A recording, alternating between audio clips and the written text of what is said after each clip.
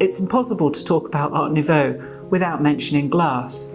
Its versatility as a medium lent itself to being worked either hot or cold, and it was a perfect vehicle for creative ideas.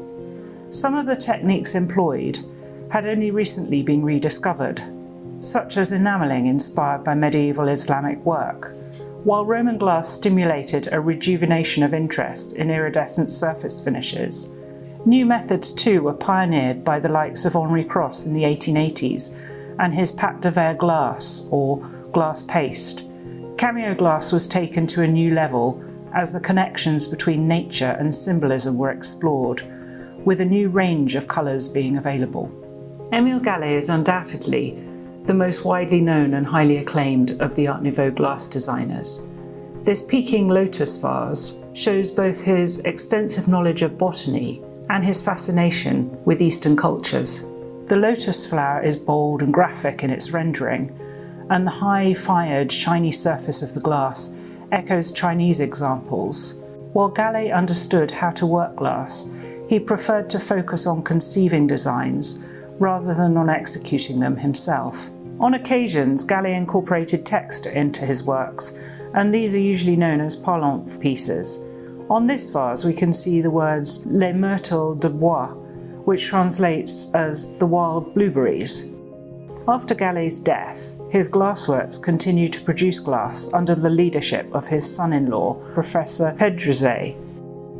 The other best-known French glassmakers of the period, who also had a vast Art Nouveau legacy, were the Dôme Frères, Auguste and Antonin.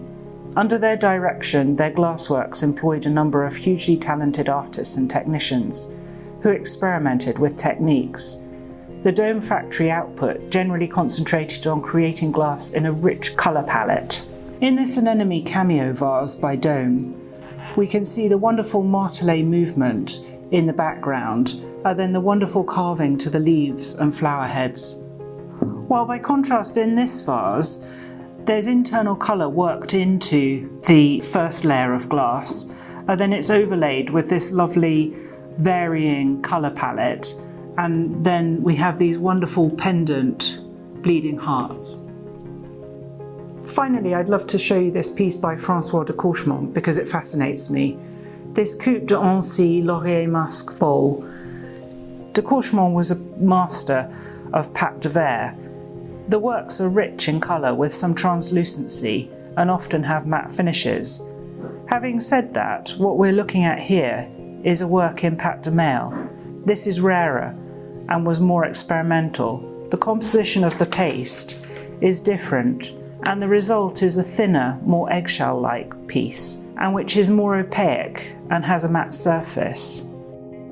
Other glass makers featured in this sale include François-Eugène Rousseau, Muller Frère and Gabriel Auger-Rousseau. However, whilst the majority of Art Nouveau glass in this sale is French, there are also pieces by Lertz from Bohemia and Tiffany from the United States, who both worked in colour and made a significant contribution in terms of using surface lustres.